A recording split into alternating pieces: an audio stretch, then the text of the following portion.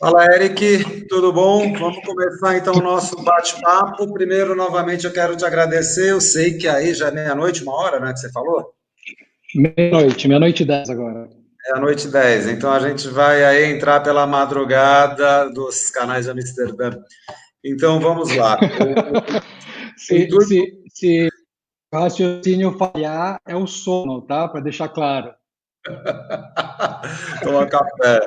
Vamos lá. Então a gente vai fazer um bate-papo hoje sobre terceiro setor, turismo, varejo e tendências pós-Covid-19. Então, o Eric Sadal, além de um grande amigo, né, ele é formado em publicidade e propaganda na Belas Artes de São Paulo, onde eu dei aula, né, inclusive. É especialista em História da Arte, com cursos livres na Escola Pan-Americana de São Paulo, PUC São Paulo, Faculdade de Sevilha. Aí tem esse nome Gerrit Rietveld, que na Holanda, que você vai ter que falar. E, ao mesmo tempo, que talvez seja o mais relevante, o Eric é um empresário, né? Ele já atua há muitos anos no setor de turismo, e ele vai dar uma detalhada um pouco mais nisso. Ele é sócio proprietário da Sapiens Travel, lá em Amsterdã, e ele abriu a agenda dele, né, que é, embora seja bastante disputada nesses tempos agora de pandemia, conseguiu abrir uma vaga para a gente bater um papo bem legal aqui sobre o tema. Então, Eric, eu deixo para você começar agora, primeiro se apresentando, e aí depois a gente segue aquele roteirinho que a gente já tem aqui pautado, com a definição de hospitalidade, a importância desse conceito. Mas antes da gente entrar nele, complementa a sua apresentação, por favor, Eric. Congelou. Eu acho que congelou. Então vamos lá. Enquanto a gente tenta localizar o Eric aqui de novo, eu vou dar uma. Vou Voltou, fazer. Voltou? Oba, descongelou. voltou. Então, vamos lá, Eric. Toca aí, se apresenta direitinho, dá uma detalhada e depois a gente segue os blocos. Legal? Legal, legal. Bom, pessoal, boa noite. Obrigado pelo convite, Ari. É um prazer estar com vocês. Eu falo com vocês de Amsterdã, uma cidade que eu moro há 2 anos, um pouco mais de 2 anos.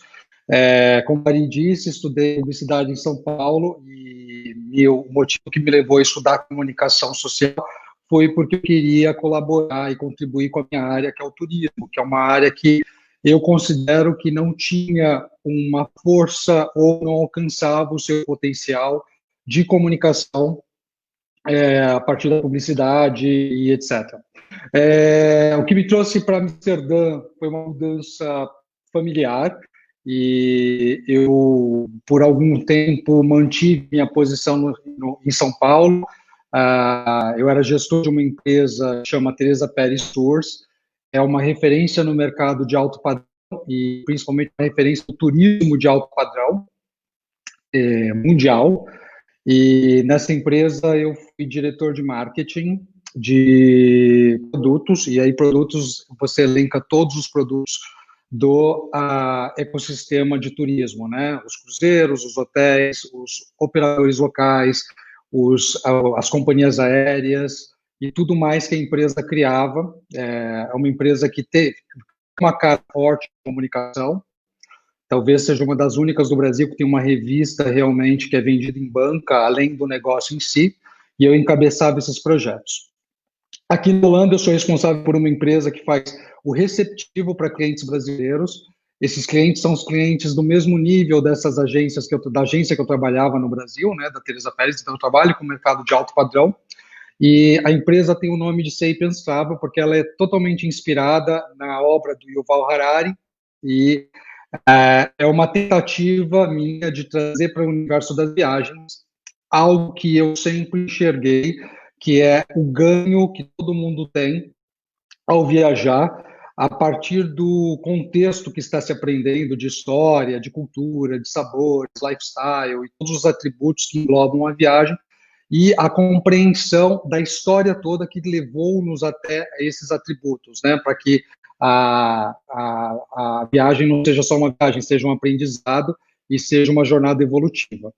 Essa operação já tem 1 ano de duração e fui surpreendido, como todos os meus amigos, todos os meus parceiros, colegas de anos de estrada e do turismo esse ano, com a pandemia. né? Com a pandemia, todos sabem, o turismo foi a área mais atingida e não é a primeira área a retomar, vai ser a última a retomar. E aí, para contribuir com a minha área, eu comecei a criar alguns reports e trabalhar com o setor de tendências, fazer a curadoria das informações para, de novo, ajudar a comunicação da minha área a se estabelecer. Legal, Eric. E já partindo disso, então, o que acontece?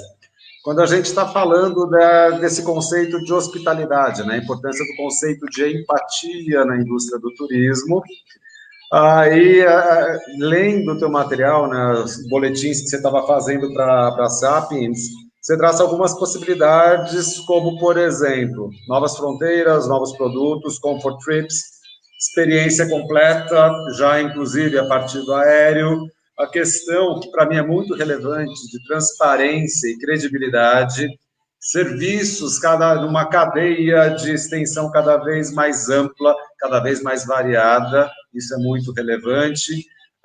Uma das partes que a gente chegou a conversar infelizmente, um certo higienismo, né, que pode descambar para o higienismo, como pode ser simplesmente uma preocupação com a saudabilidade, até por conta da pandemia, e você também aborda low sumerismo, enfim, dá uma panorâmica desses cenários, mas eu queria que você abrisse já inicialmente falando da importância do conceito de empatia na hospitalidade e no turismo. Tá. Bom, primeiro de tudo, se você for liberar esses conteúdos para os alunos, eu preciso deixar claro para vocês que os conteúdos são desenvolvidos de acordo com o que está acontecendo, né? Toda a comunicação nesse momento precisa ser calibrada minuto a minuto é muita coisa, mas de acordo com a mudança dos fatos, né? E com o turismo, claro, não é diferente. O último report que eu soltei já tem mais de 2 semanas, então eu considero que ele já é super antigo, se eu não me engano tem 3 semanas já, e o primeiro deve ter um mesinho. Então essas coisas que o Ari citou aí, são coisas que já começaram a se concretizar. Eu achei interessante porque muita coisa que está no segundo report, o New York Times recentemente fez um apanhado aí das possibilidades de coisas que já estão já fazem parte da realidade aí desse desenho de novo normal e bolas que tinham sido cantadas nesse report. O contexto de empatia que você me pede para lembrar, ele é vital, porque, assim, turismo é se importar com o outro, hospitalidade é isso, né?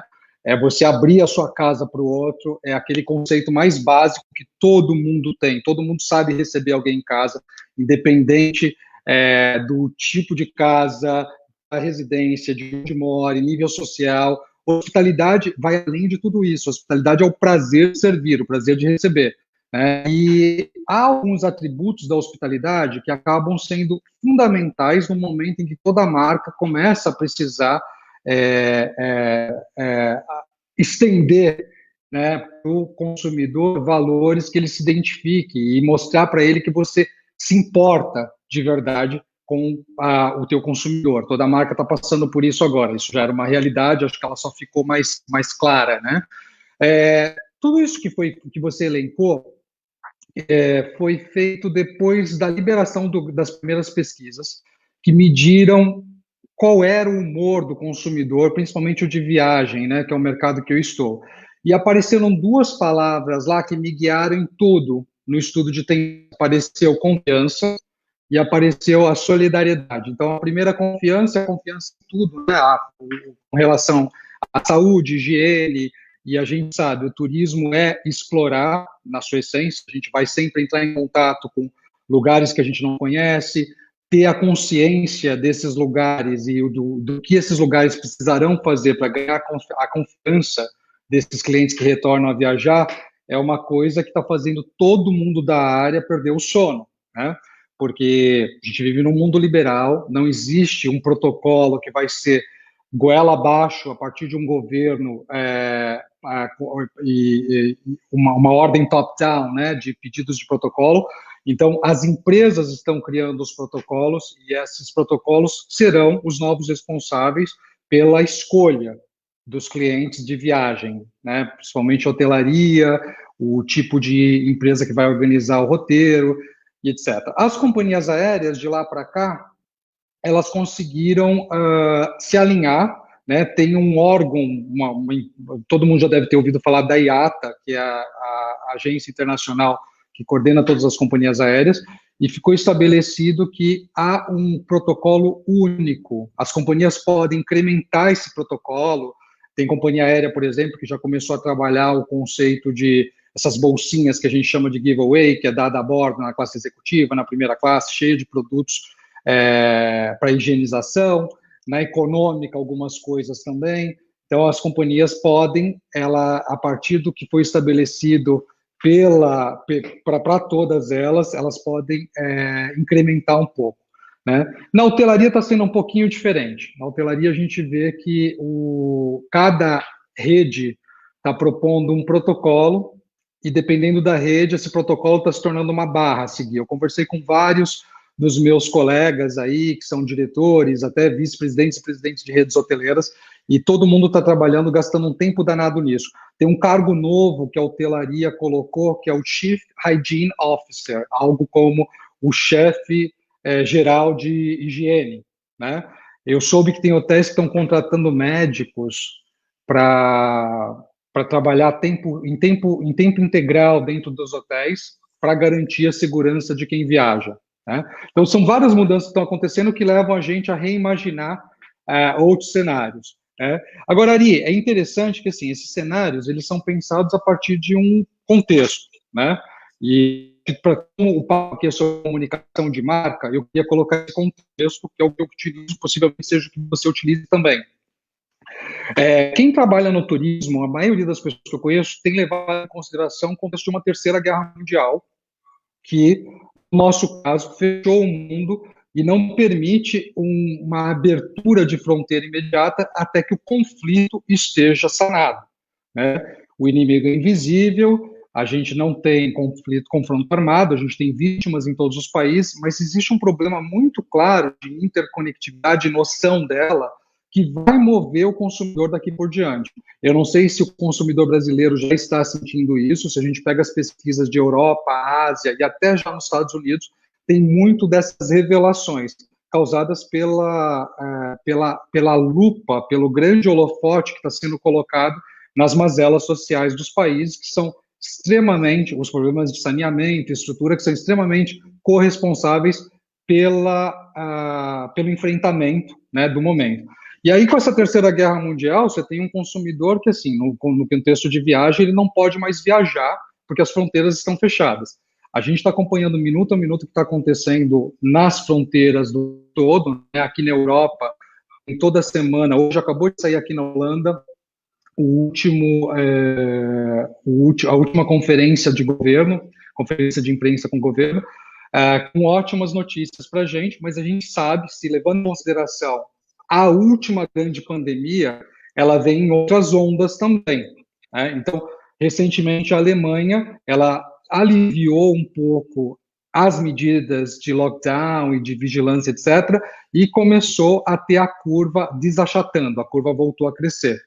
Aqui a Holanda é um país menor, a curva está bem achatada, até em queda já há alguns dias. A gente vai saber, a partir da próxima semana, qual é o resultado dessa liberação. Então, o turismo está paralisado.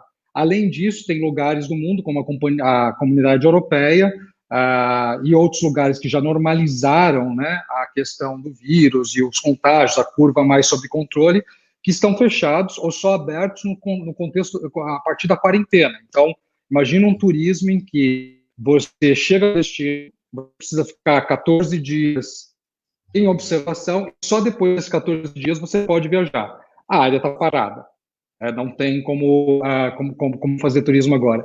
Então, a minha área, ela está trabalhando com a comunicação da minha área, ela está toda partindo de dois princípios agora. Um é informar sobre essas coisas, e o outro é tentar, de certa forma, se manter presente e inspirar para o momento em que as pessoas voltam a investir na viagem.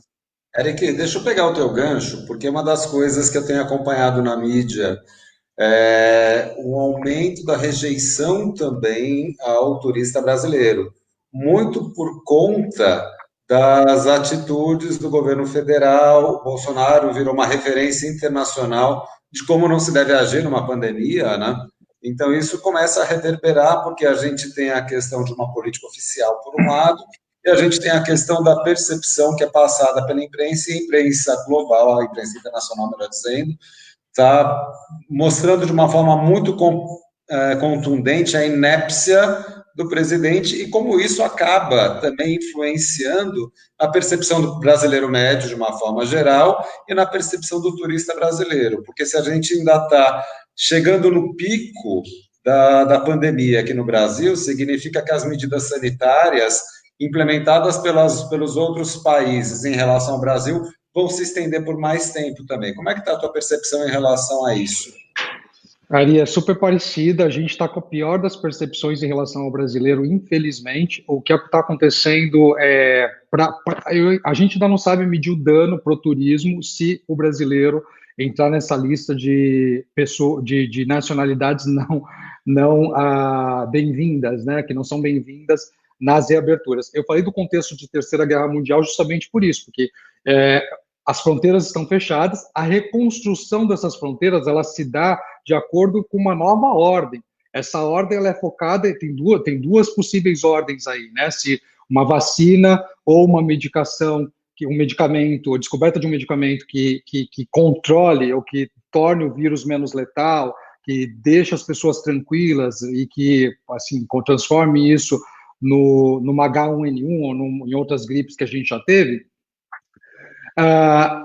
era o ideal. Só que a gente sabe que o tempo para uma vacina ou para um medicamento desse pode durar 2 anos, sendo otimista, 1 ano e mais otimista ainda, apesar de todos os estudos recentes. Mas, desculpa, a cloroquina não seria a solução de tudo, Érico? Você está querendo que eu me transforme em meme da internet ou que seja cancelado no meu meio.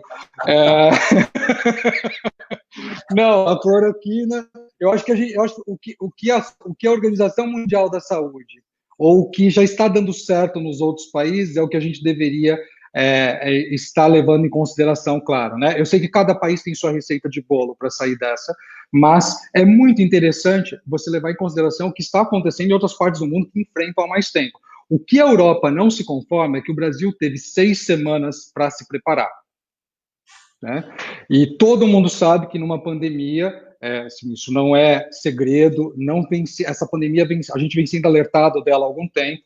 A curva, alguns sites, eu acho muito bonito todo mundo que promove e tem uma cultura de positividade em rede que acaba atrapalhando tudo isso, né? Porque a gente não está tendo o atrito da informação real. Então, esses sites que mostram uma curva que ela desce, eles são ficção.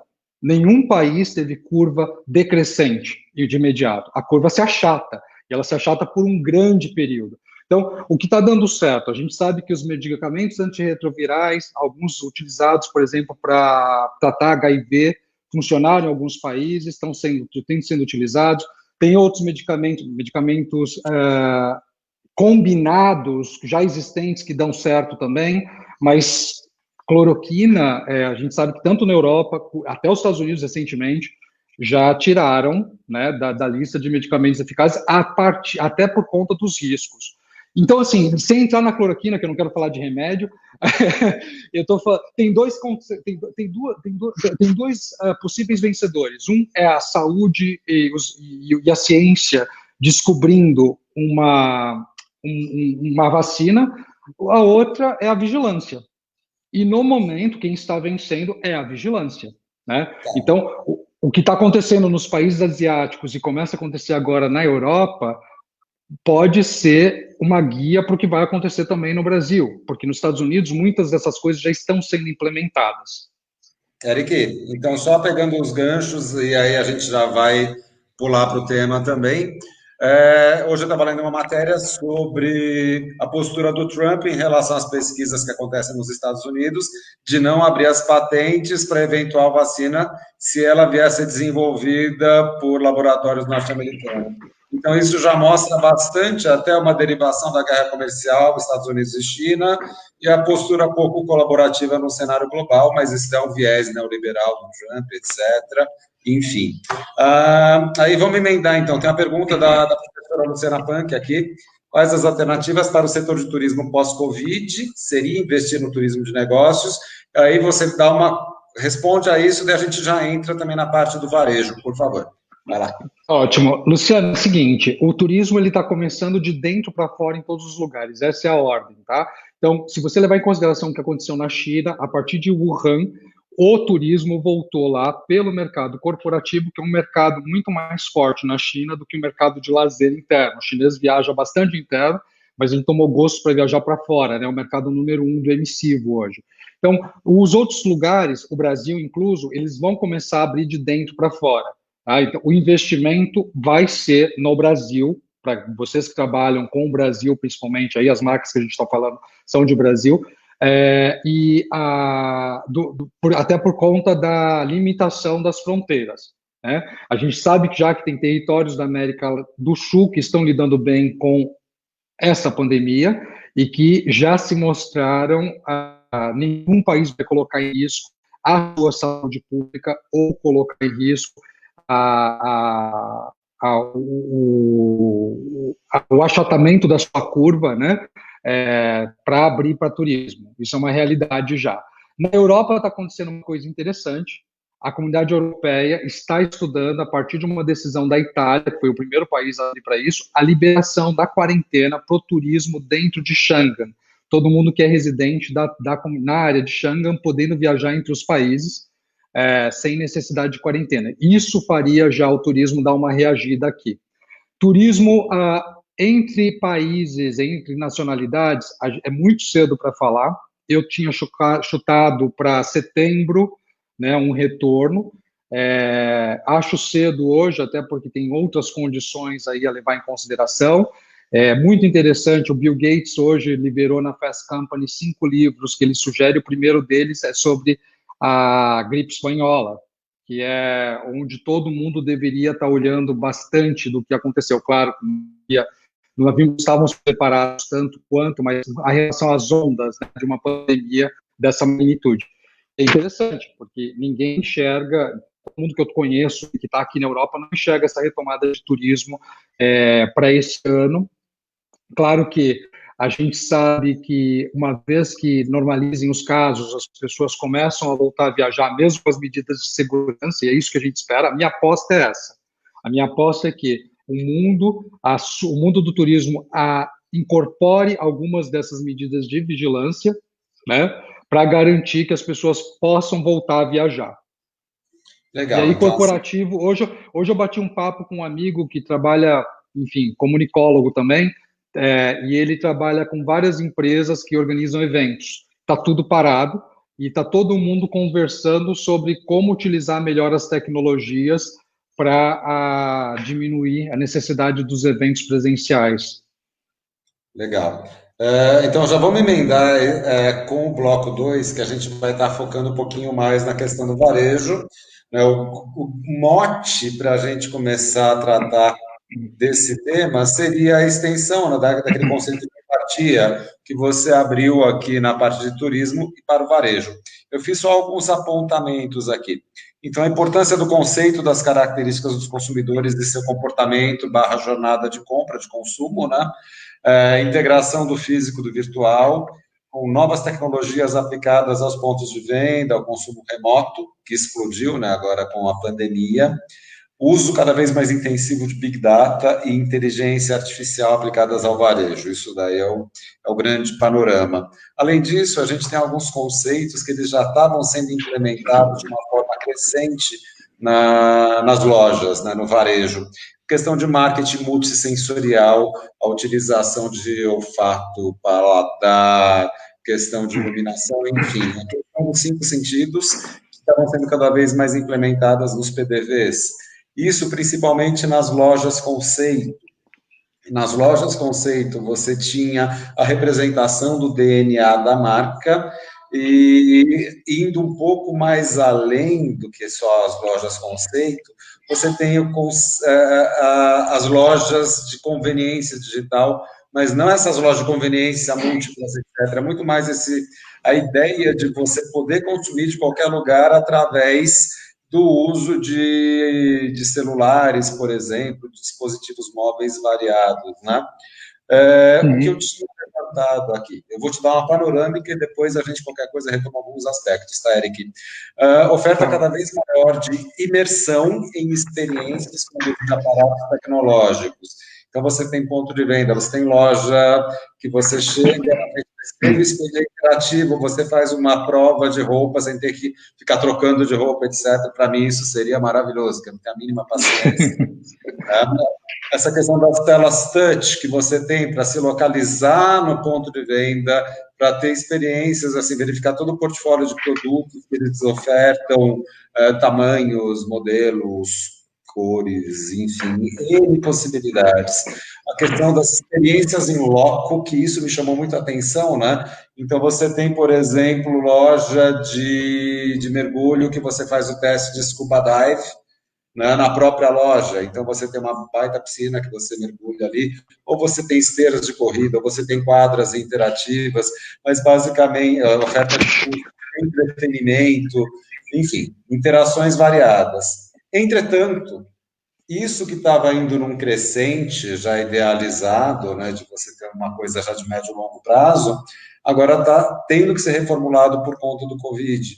Então, eu escrevi aqui que entrou em espera criogênica até a gente conseguir essa situação e a gente poder voltar a ter as interações entre as pessoas, mas não só em indivíduos, em grupos, né? Porque os pontos de venda, eles estavam valorizando cada vez mais a questão da sociabilidade, a questão da interação e a questão das experiências, enfim.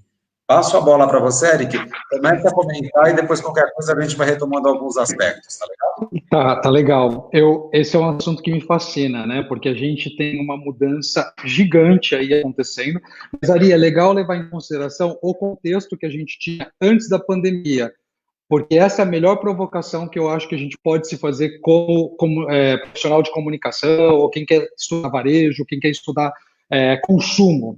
Porque o discurso antes da pandemia ele era um discurso focado em gerações, né? E no momento que está todo mundo passando pela mesma coisa, é claro que cada geração vai responder de uma forma, mas a gente tem uma mescla em formato de prisma agora acontecendo, né? Todas as gerações estão ali muito mais mescladas, se ajudando, tendo acesso às informações da mesma forma, usando, se acostumando a novos ambientes. Então, assim, por exemplo, isso que eu coloquei, vou colocar uma caixa de contratexto aqui. Sobre o mercado corporativo, retomando a pergunta que a professora Luciana fez, a gente tem um mercado corporativo que não estava acostumado a fazer conferência, porque muitos dos gestores, muitos das pessoas, das posições-chave, etc., não usavam tecnologia.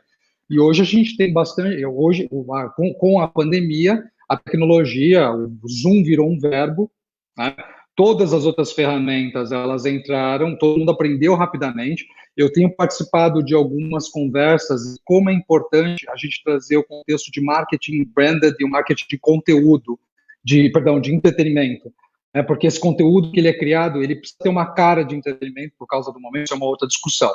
Mas aí, falando sobre essa mudança e essa inversão, vamos chamar assim, essa inversão nessas gerações e nessa maneira de consumir, é interessante a gente levar em consideração o que acontecia no mercado de luxo. Você pega, por exemplo, o que tinha antes da pandemia, nas lojas de alto padrão, que estavam atrás do consumidor mais jovem. Leve em consideração que o millennial nunca foi o consumidor que vai a espaço físico. A geração Z é uma geração que adora espaço físico, adorava antes da pandemia, né? Tá tudo sob estudo, tá tudo on doing agora. E aí a gente tem a geração que comprava esses produtos de alto padrão, os consumidores que são os consumidores fiéis, mais ou menos da sua idade, assim, e esses consumidores adoravam o espaço físico. Então, essas lojas, tipo, eu pego a Gucci, principalmente, que é um belo case, que começou a vender sneaker, tênis, para pegar essa parcela de consumidor mais jovem, mas conseguiu criar dentro do ambiente, né, convencional, imagina os lugares, os endereços mais caros do mundo, as grandes avenidas de luxo do mundo têm essas lojas, e eles conseguiram criar um ambiente que atraía o chinês, o russo, o brasileiro, da geração Z, mais o cliente convencional, dentro do mesmo espaço. E são dois públicos completamente diferentes. Os dois estão recebendo informação, os dois vão comprar dois produtos completamente diferentes lá dentro, mas é dentro do mesmo espaço. Eu acho super interessante isso. Por quê?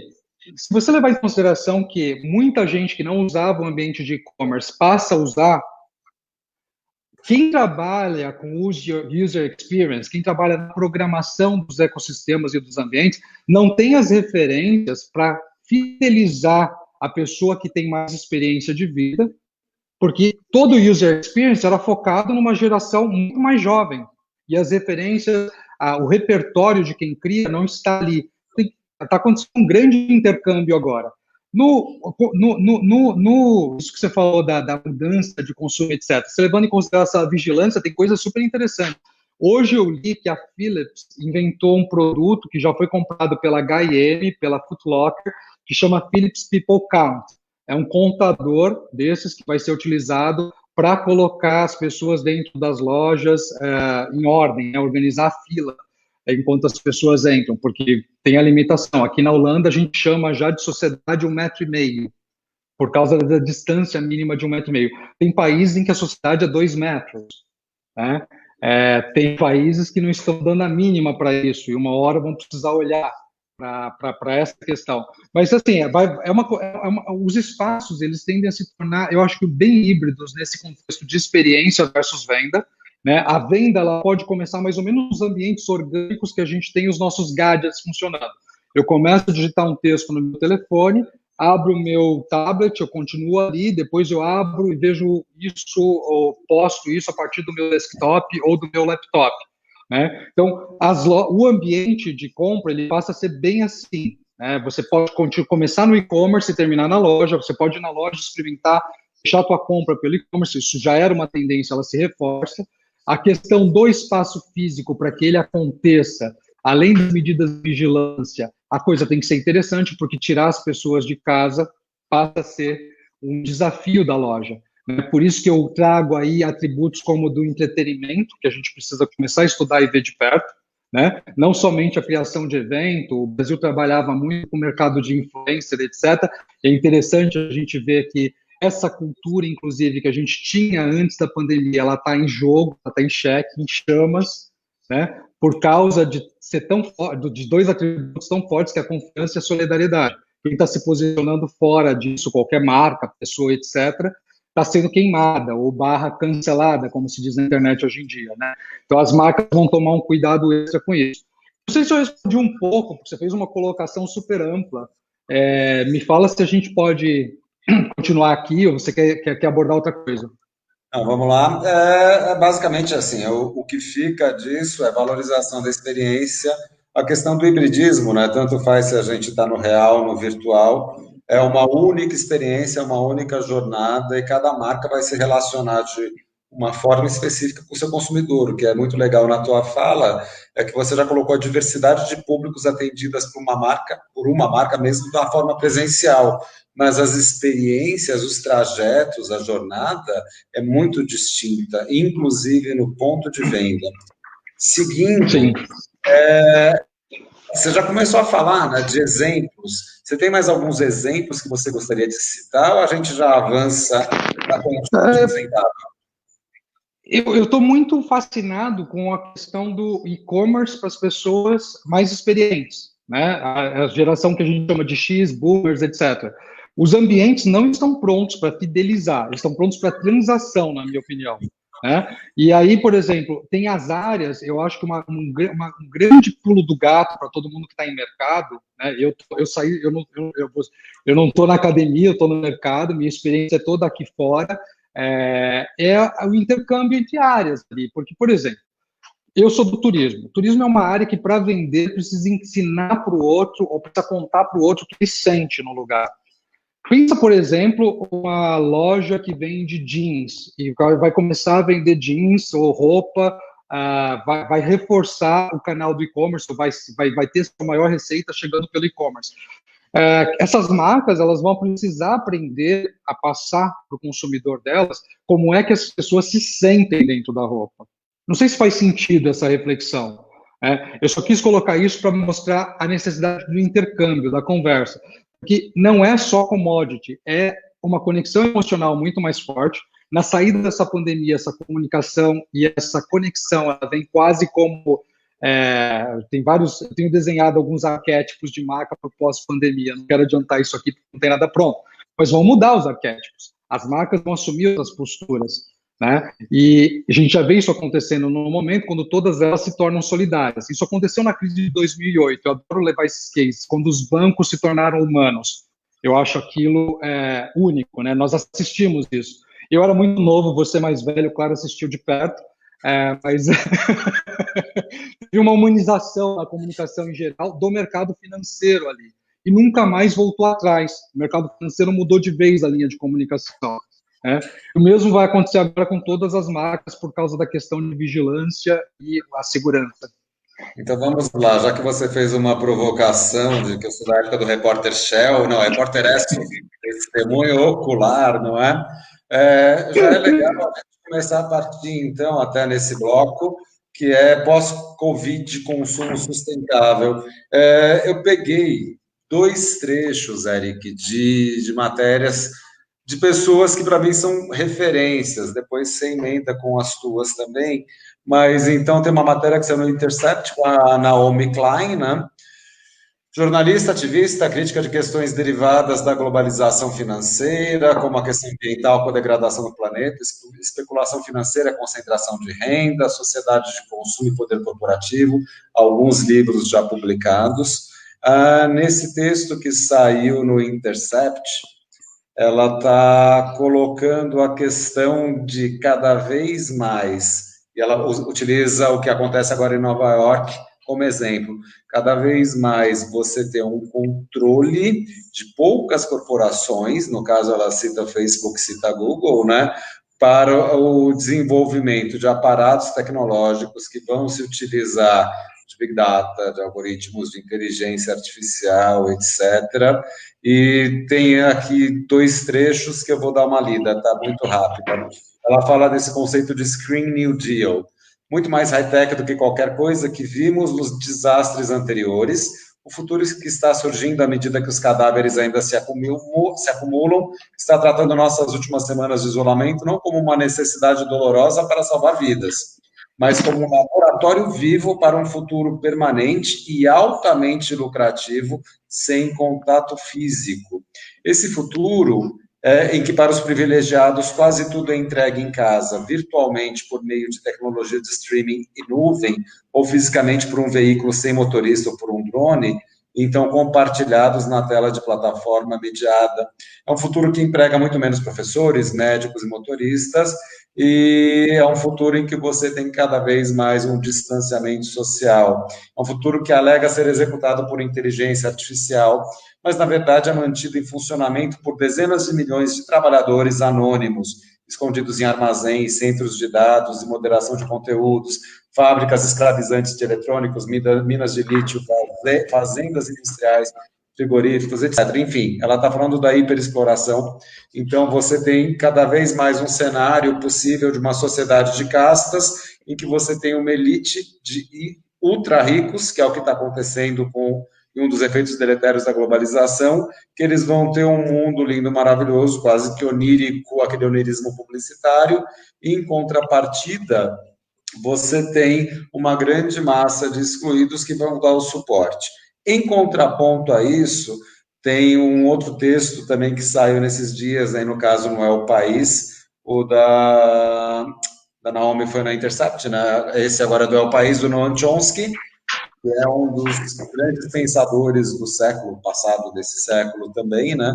E ele está falando do Green New Deal, que é uma nova forma também de comportamento de consumo, uma coisa, assim, diferente dela, que ela acaba sendo super pessimista, ele, embora bastante crítico, ele acaba tendo uma visão que pode até vir a ser otimista. Então, ele fala dessa possibilidade, não da gente voltar para o que era antes, mas da gente começar a construir uma sociedade que valorize aquele conceito de low sumerism que você trata também em uma das suas propostas, né, lá dos trends, e ao mesmo tempo, como eu não poderia deixar de puxar a sardinha para a propaganda, ele tem um conceito que é bastante crítico, mas é muito legal.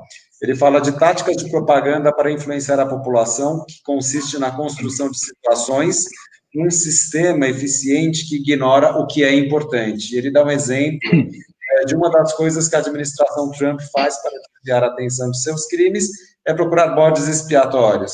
As políticas de Trump mataram centenas de milhares de pessoas, mas ele não quer que se saiba de modo que joga a culpa em outro. Esse outro pode ser a China, pode ser a OMS, pode ser qualquer outro ator político que consiga pagar o pato para atender os interesses econômicos dos Estados Unidos. Então, a propaganda funciona como? Você não presta atenção aos verdadeiros crimes e ao que os motiva. Se você conta os crimes, mas não explica as estruturas institucionais em que eles ocorrem, as pessoas não entendem o que acontece e os crimes se repetem, mas em última instância, ele tem uma mensagem otimista, até porque ele coloca que a gente está roteirizando o futuro. Então, as lutas pelos direitos civis que aconteceram nos anos 60, 70, principalmente do movimento feminista, do movimento negro, aí você tem o movimento Occupy, que aconteceu já há aproximadamente uns 20 anos, você teve, depois da crise de 2008, vários movimentos sociais que estavam pedindo mais justiça social, etc. Enfim, o que assim a gente leva em consideração são cenários apocalípticos, por um lado, numa linha que a Naomi Klein ela coloca, e a gente tem um cenário não tão negativo que mostra que está nas nossas mãos, enquanto sociedade, tomar atitudes para escolher caminhos. Aí, eu sei que você gosta muito do Yuval Harari, por exemplo, que tem uma visão de longo prazo em relação ao desenvolvimento da civilização. Tem a história do próprio Demasi, né, que você também utilizou em relação ao ócio produtivo, com a necessidade para desaceleração, para refletir e mesmo sorver a vida. E aí tem o teu predileto, que é o Byung-Chul Han. Então, eu toco para você apresentar o raciocínio dele e conseguir fazer essa amarração geral que a gente já vai partir para finalmente. Ele é perfeito para amarrar com isso que você colocou, com os dois artigos que você colocou, principalmente o do Chomsky, eu acho. Bom, o Byung-Chul Han, ele é um autor coreano, e ele é produto de um mundo globalizado, porque ele é sul-coreano, esse é um dos anos do coreano, né, dos coreanos, depois do Parasita, etc. Ele foi abraçado por um livro que chama Sociedade do Cansaço, mas a obra dele é muito mais extensa. Eu digo produto globalizado porque é um sul-coreano morando em Berlim, é professor da Universidade de Berlim, e os teóricos que ele se embasa são os filósofos alemães do industrial até o pós-moderno, né? Ele cita todo mundo, todos os grandes filósofos alemães, para embasar essa análise que ele fez de sociedade, que para mim é uma obra complementar ao Bauman e à sociedade líquida, que a gente tanto falava há uma década atrás. O Byung-Chul Han, ele traz para a gente um contexto de sociedade de desempenho que se obrigou e trouxe o contexto do online, né, dessa comunicação de autogamificação, gamificação em inglês, da autogratificação e se esquecer do ócio, né? Então, isso é interessante porque é uma provocação para quem quer pensar após pandemia. Não dá para pensar após pandemia sem levar em consideração a sociedade que a gente tinha antes para poder entender a grande transformação que a gente está passando com a pandemia. Isso eu acho interessante. É interessante demais nessas obras. E aí, o Byung-Chul Han, ele estende o raciocínio dele para outras áreas. Na comunicação, por exemplo, tem um livro dele que eu considero essencial, que chama Salvação do Belo, em que ele coloca a estética atual, de novo, atual pré-pandemia, né? Vai mudar tudo agora, ainda não sei qual é o teórico que vai fazer o nosso retrato na saída dessa pandemia, mas é uma comunicação que ela era representada por uma obra do Jeff Koons, o artista contemporâneo americano, arrasa quarteirão, que é famoso por causa daquelas esculturas sem atrito, né? As esculturas arredondadas, sempre espelhando quem? Espelhando quem olha, quem observa, nós mesmos. E por causa dessa sociedade que, por ser de desempenho, por ser imunológica a ponto de excluir o outro, não permitir a opinião do outro, porque ela está precisando o tempo inteiro se provar, né? E nas redes ela traz as redes elas amplificam essa necessidade de se provar como desempenho. Ela não permite nenhuma outra obra de arte que cause atrito, porque é o atrito da obra de arte que traz a reflexão, né? E aí, esse livro, né, nessa reflexão da salvação do belo, a gente tem por trás ali uma reflexão sobre a estética da rede, a estética da venda, a estética do e-commerce, a estética do branded content, a estética de tudo que você quiser colocar para a comunicação, que é sempre uma bola redonda que vai espelhar quem enxerga. Só que agora, quando a gente, por um momento em que a realidade bate a porta de todo mundo, e a pandemia faz a gente olhar mazelas, desde a nossa infraestrutura, saneamento, problemas sociais, a falta de conexão entre nações, você percebe, né? Eu vejo, por exemplo, separo o mundo em dois tipos de nação hoje em dia. As que enxergam que se manter dentro da realidade, observando o que está acontecendo de maneira científica, tem uma recompensa, né? As que são positivas no sentido de ser positivas por ser, sem otimismo, né? Só porque estão acostumadas não, enfim, esse otimismo tolo, elas estão passando por um momento mais delicado, então tem um choque grande aí, né? Enfim, vou voltar aqui ao Byung-Chul para falar desse ser que vai sair depois da pandemia, porque as pessoas entraram na pandemia com essa aceleração, com essa necessidade, voltas, né, todas como sociedade de desempenho, e as primeiras coisas que aconteceram em nações, principalmente como o Brasil, foi uma necessidade de produtividade, a ser uma continuação da produtividade nas redes, e as marcas, elas acompanharam um pouco isso, né? Eu acho que agora, depois de algumas semanas de pandemia, a gente consegue ver claramente os estágios que a gente passou. Na minha área, eu observei isso muito de perto. As pessoas, primeiro, encaravam a situação como se fosse um outro H1N1, coisas que nós do turismo já enfrentamos outras vezes, mas ninguém estava preparado, por exemplo, para essa pausa, e ninguém sabe o que fazer com esse tempo, né? Então, as marcas, todas elas precisam se posicionar como faróis de informação. Há uma necessidade disso. Os clientes e os consumidores, eles aguardam, eles anseiam por isso, né? Porque o momento em que a gente entra dentro da pandemia, a gente entrou com uma falência total na crença das instituições, enfim, de Estado, etc. E um momento em que as empresas são muito mais fortes. Você falou ali do contexto de Google, Facebook, Amazon, essas empresas que estão trabalhando para melhorar a vigilância e colocar nas nossas mãos apps e outros gadgets que vão permitir que a gente volte a conviver. Isso coloca a gente dentro de discussões éticas que não sei se a gente estava pronto para ter essas discussões, né? Assim, não vou citar as origens do totalitarismo, mas é algo que a gente precisa levar em consideração. A gente começa a ter sociedades que começam a se sentir imunizadas. Eu tenho um podcast que eu adoro no New York Times, que é o The Daily, né? E o Donald McNeil Jr., que é o cara que escreve sobre saúde e ciência no New York Times, ele colocou um cenário de sociedade imunizada versus não imunizados, e o que isso poderia causar no mundo, né? Só que você tem que levar em consideração que enquanto a coisa não está sob controle, por exemplo, eu ouvi de alguns hotéis que eles querem criar selos Covid-free, mas não se cria um selo Covid-free, não existe isso. Isso vai de acordo com o que você disse ali, né, dentro do artigo. É uma comunicação que está tentando mostrar que estou vacinado, mas não tenho como provar essa vacina. Você vai procurar isso em outro lugar. E nesses papos que eu tive com algumas comunidades aí de hoteleiros, etc., eu sempre jogo a provocação de tudo bem, vem alguém que pode pagar pelo serviço, viajou, chegou aqui até o hotel, só que o hotel está numa área remota que não tem hospital. Você vai botar em risco a segurança do seu time ou da sua comunidade, do seu sistema, por causa do seu cliente que pode chegar aqui num Covid-free, mas você não tem como comprovar que ele é Covid-free, por exemplo, né? São discussões que está todo mundo tendo agora, Ari. Oi, Eric. deu uma congelada. Mas, de qualquer modo, assim, aproveitando essa questão de que tudo está em adaptação, né? A gente tem essa coisa da modernidade líquida, mas mais do que líquida, né?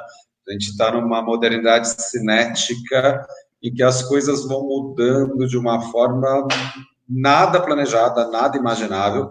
A gente tem algumas possibilidades de futuros tópicos, de futuros integrados, mas esse cenário, essa adaptação que a sociedade tem que passar, seja na área do turismo, seja na área do comércio, dos serviços, seja na área das inter-relações mesmo, está fazendo com que a gente tenha que buscar algumas adaptações, mas acho que a mensagem mais relevante, até pelo que esses autores que a gente citou aqui, eles colocam, cabe a gente se reinventar, cabe a gente, enquanto ser humano, verificar se a gente vai aprender um pouco com essa pandemia ou se vai continuar a questão da degradação ambiental, degradação do planeta, a questão de você ter uma concentração de renda como nunca antes a gente viu na sociedade global, certo? Isso vai fazer com que tenha que ter uma crítica em relação ao funcionamento da sociedade, certo? Como a gente já está estourando o tempo, mensagem final, e eu vou deixar uma trilha aqui em sua homenagem enquanto você finaliza. Bom, eram muitas ideias, eu não sei se conseguiu abordar tudo que você se propôs aí. Eu acho que a mensagem final é necessário que haja um intercâmbio entre áreas, né? Eu acho que esse cenário que permite que a gente converse em diferentes fusos horários, porque o conhecimento de um complementa o outro, é uma realidade da comunicação já. As áreas que trabalham, todos os profissionais que trabalham em comunicação sabem disso, e as outras áreas, pode parecer óbvio, mas elas estão aprendendo isso agora. Isso pode levar a gente para um cenário muito mais otimista. Eu faço parte, eu gosto de me manter dentro dessa leitura, né? Eu quero crer que a gente caminha para um futuro mais otimista. Hoje saiu a lista do primeiro, a gente tem o primeiro trilionário do mundo, para reforçar o que você disse agora, mas você tem governos e cidades e países aqui da Europa, principalmente, que estão trabalhando para resolver algumas mazelas que existiam antes da pandemia, pensando em como isso pode ser utilizado, né? Por exemplo, o problema da superpopulação de turismo, a responsabilidade maior nas cadeias, né? Então, não é que a coisa, eu acredito que alguns lugares devem servir de inspiração por mais tempo. É difícil a gente colocar esse contexto, eu estou contando, eu me divido entre os dois, o contexto aqui da Holanda e o contexto de ser brasileiro e enxergar o que está acontecendo no Brasil à distância. Mas eu acho que dá para a gente se manter otimista, assim, com alguns aprendizados. É fascinante que haja essa possibilidade de inversão total no consumo e que a gente possa fazer parte disso. E, de certa forma, tirando toda tá dando um eco aqui ali. Ok. Pô, melhorou. Então, e de certa forma, o privilégio, né, a gravidade da situação, a gente presenciar e somos nós que vamos reconstruir. Eu gosto de me posicionar assim, é a hora de aprender, é a hora de se manter atento.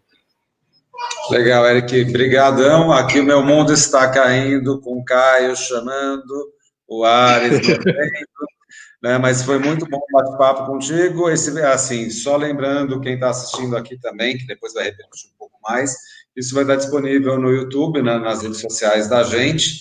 E depois também, quem tiver alguma dúvida, etc., é só colocar aqui na sequência, nos comentários, que a gente encaminha dica de livro, dica de leitura, etc.